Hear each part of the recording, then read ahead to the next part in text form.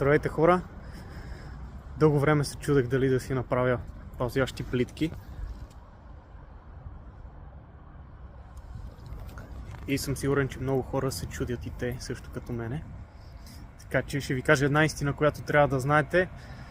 Много е готино, много се кефиш, готино изглежда до момента, в който не трябва да си легнеш да спиш. За последните 2 нощи съм спал няма сумарно 4 часа. В събота сутринта си ги направих. Сега е понеделник, 6 сутринта. Тръгвам на работа и съм спал 2 часа тая вечер. И 2 часа предната.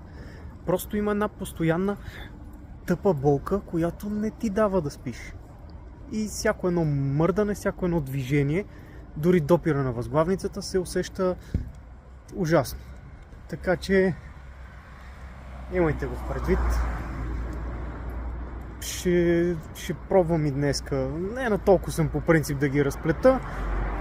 Ще си дам шанс и днеска, но мисля, че след работа, като се прибера, най-вероятно ще ги махна. Така че помислете си хубаво.